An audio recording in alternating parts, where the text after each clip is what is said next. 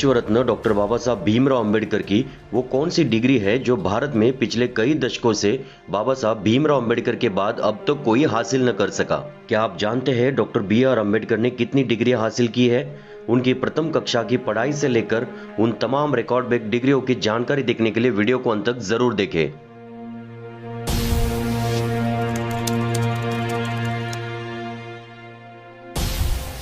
Doctor Ambedkar ने भारतीय संविधान की रचना में प्रमुख भूमिका निभाई है। इसी के साथ उन्होंने अपनी विद्वत्ता की छाप समाज के हर क्षेत्र पर छोड़ी है। अधिकतर लोग डॉक्टर अंबेडकर को केवल भारत के संविधान निर्माता के रूप में जानते हैं और कुछ लोग उन्हें एक दलित नेता के रूप में जानते हैं, परंतु यह पूरा परिचय नहीं है, ये तो अंश मात्र परिचय है। वास्तव में वे एक लोकप्रिय भारतीय विधिवेत्ता, राजनीति तज्ञ, चिंतक, विचारक, समाज सुधारक, अर्थशास्त्री, प्रतिभाशाली एवं जुंजारू लेखक और राष्ट्रभक्त थे। राष्ट्र निर्माताओं की सूची में डॉक्टर अंबेडकर का नाम प्रथम आता है क्योंकि उन्होंने राष्ट्र की नींव में सभी सामाजिक समूहों के अधिकार को सुनिश्चित किया। उनका विशेष जोर भारतीय महिलाएं एवं पिछड़े वर्गों के अधिकार पर था। वे कहते थे कि हमें राजनीतिक प्रजातंत्र के साथ साथ आर्थिक और सामाजिक प्रजातंत्र को मजबूत करना होगा। खैर छोड़िए, ये मेरा आज का विषय नहीं है। बाबा साहब के कार्य पर बात करें तो समय अधूरा पड़ जाएगा। तो चलिए अब आते हैं आज के मुख्य विषय पर और शुरुआत करते हैं बाबा साहब अम्बेडकर के बचपन से। बाबा साहब अम्बेडकर ने महाराष्ट्र के सातारा शहर में राजवाड़ा चौक पर स्थित गवर्नमेंट हाई स्कूल में 7 नवंबर 1896 को अंग्रेजी की पहली कक्षा में प्रवेश लिया। इसी दिन से उनके शैक्षणिक जीवन का आरंभ हुआ, इसीलिए 7 नवंबर को महाराष्ट्र में विद्यार्थी दिवस के रूप में मनाया जाता है। जब वे अंग्रेजी चौथी कक्षा की परीक्षा उत्तीर्ण हुए तब इस सफलता को अछूतों के बीच सार्वजनिक समारोह में मनाया गया, क्योंकि तब यह अछूतों में एक असामान्य बात थी। माध्यमिक शिक्षा के लिए अम्बेडकर का परिवार मुंबई चला गया, जहां उन्होंने एल्फिंस्टन रोड पर स्थित गवर्नमेंट हाई स्कूल में आगे की शिक्षा प्राप्त की। 1907 में उन्होंने अपनी मैट्रिक परीक्षा उत्तीर्ण की और अगले वर्ष उन्होंने एल्फिंस्टन कॉलेज में प्रवेश लिया और 1912 में उन्होंने बॉम्बे विश्वविद्यालय से इकोनॉमिक्स और पॉलिटिकल साइंस में BA डिग्री प्राप्त की।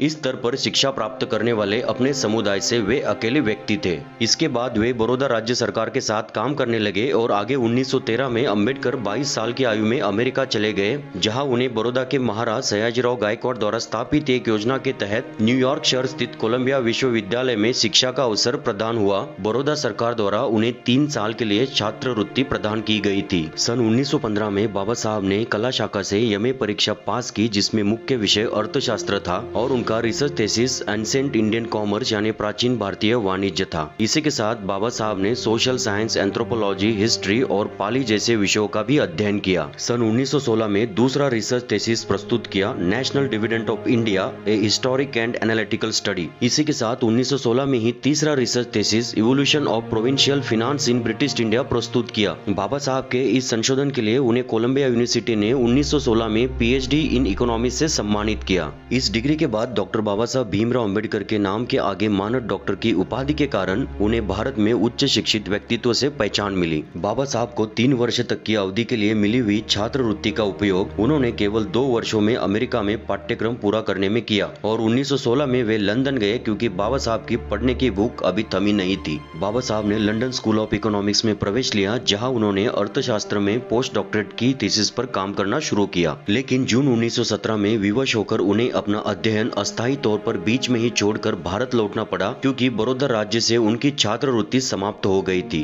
उन्हें 4 साल के भीतर अपना थीसिस पूर्ण करने के लिए लंदन लौटने की अनुमति मिली। बाबा साहब की पढ़ने की भूख खत्म नहीं हुई थी, वो और आगे पढ़ना चाहते थे। बड़ौदा राज्य के सेना सचिव के रूप में काम करते हुए अपने जीवन में अचानक फिर से आए हुए भेदभाव के कारण डॉक्टर भीमराव अंबेडकर निराश हो गए और अपनी नौकरी छोड़कर मुंबई के Sydenham college of commerce and economics में बतौर इकोनॉमिक्स के प्रोफेसर के रूप में काम करने लगे। आगे की पढ़ाई के लिए कुछ पैसों की बचत की। इसी के साथ 1920 में कोल्हापुर के शाहू महाराज के सहयोग से वो एक बार फिर से इंग्लैंड वापस जाने में सफल हो पाए। 1921 में एक और प्रबंध, provincial decentralisation of imperial finance in British India, यानी ब्रिटिश भारत में शाही अर्थव्यवस्था का प्रांतीय विकेंद्रीकरण को प्रस्तुत किया। इस विशेष कार्य के लिए उन्हें MSc इन इकोनॉमिक्स की डिग्री प्रदान की गई। अब बाबा साहब ने अपना संपूर्ण ध्यान पोस्ट डॉक्टरेट पर लगा दिया। बाबा साहब जानते थे कि भारत में सामाजिक कार्य के लिए कायदे कानून पर पकड़ होनी चाहिए।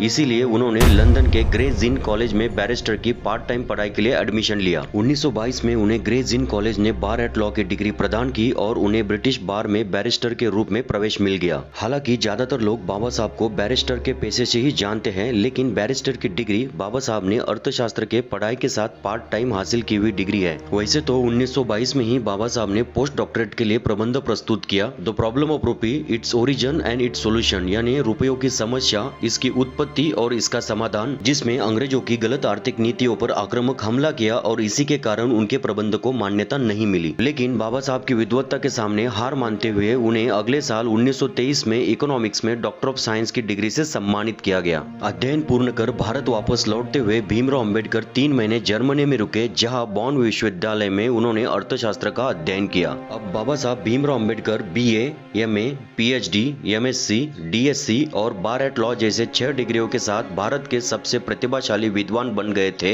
इतनी सारी डिग्रियां अन्य किसी भारतीय नेता के पास भी नहीं थी। सन 1896 से लेकर 1923 तक 27 साल बाबा साहब ने अपना जीवन सिर्फ पढ़ाई में लगा दिया, जो किसी आश्चर्य से कम नहीं। कोलंबिया और उस्मानिया विश्वविद्यालय ने 1950 के बाद तीसरी और चौथी डॉक्टरेट LLD और D.Litt से बाबा साहब को सम्मानित किया है। अब आते हैं मुख्य सवाल पर, बाबा साहब अम्बेडकर की वो कौन सी डिग्री है जो आज तक किसी भी भारतीय को हासिल करने नहीं आई? तो इसका जवाब है सन 1923 में बाबा साहब को मिली doctor of science in economics की डिग्री। जी हाँ, 1923 से लेकर आज तक 100 सालों में किसी भी भारतीय को DSc इन इकोनॉमिक्स की डिग्री हासिल करने नहीं आई। बाबा साहब अम्बेडकर भारत के अब तक के सबसे महान इकोनॉमिस्ट है। ये उनके डिग्रियों से भी पहचाना जा सकता है, जैसे कि BA economics, MA economics, PhD economics, MSc economics, DSc economics और बार एट लॉ। इन 6 डिग्रियों में 5 डिग्रियां तो केवल इकोनॉमिक्स की है और DSc इन इकोनॉमिक्स तो बाबा साहब के अलावा अन्य किसी भी भारतीय को अब तक हासिल करने नहीं आई। तो चलिए इसकी जांच करके देखते हैं। भारत के प्रथम अर्थ मंत्री R.K. शनमुखम चट्टी से लेकर निर्मला सीतारमन तक कुल 28 अर्थ मंत्री हुए हैं, लेकिन केवल मनमोहन सिंह एकमेव ऐसे अर्थ मंत्री है जिनके नाम के आगे डॉक्टर की उपाधि लगती है।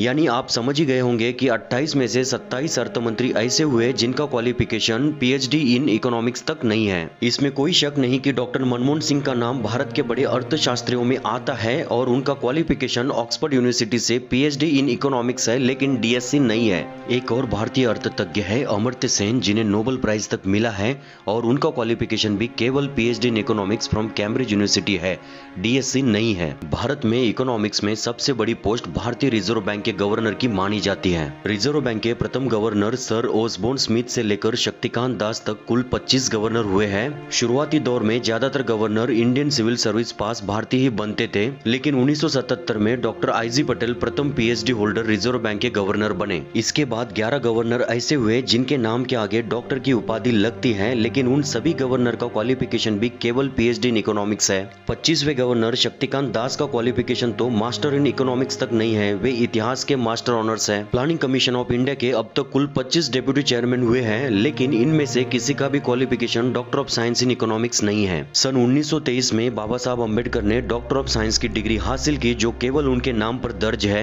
जिसे 2020 तक पिछले 97 सालों तक कोई भी भारतीय हासिल नहीं कर सका। डॉक्टर बाबा साहब अम्बेडकर भारत के अब तक के सबसे महान अर्थतज्ञ थे, इसीलिए उनके अन्य कार्यों में भी इसका प्रभाव दिखता है। जैसा कि आप सभी जानते हैं, अम्बेडकर साहब ने भारतीय संविधान का निर्माण किया है, इसीलिए भारतीय संविधान दुनिया का एकमेव ऐसा संविधान है जिसमें सर्वाधिक इकोनॉमिक लॉ है, क्योंकि इसे बनाने वाला महान शख्स दुनिया का महान अर्थतज्ञ था। डॉक्टर बाबा साहब अम्बेडकर ने भारतीय रिजर्व बैंक की स्थापना में भी अहम भूमिका निभाई है। बाबा साहब का DSc का research thesis the problem of रूपी, इट्स ओरिजिन एंड सॉल्यूशन का प्रैक्टिकल रूप यानी भारतीय रिजर्व बैंक है। उनके द्वारा प्रदान किए गए दिशा निर्देशक सिद्धांत के आधार पर भारतीय रिजर्व बैंक बनाई गई थी। बैंक की कार्य पद्धति यानी काम करने की शैली और उसका दृष्टिकोण बाबा साहब ने हिल्टर यंग कमीशन के सामने 1926 में रखा था। ये कमीशन भारत में royal commission of Indian currency and finance के नाम से आया था। तब इसके सभी सदस्यों ने बाबा साहब के लिखे हुए ग्रंथ द प्रॉब्लम ऑफ रूपी, इट्स ओरिजिन एंड सॉल्यूशन की जोरदार वकालत की और उसकी पुष्टि की।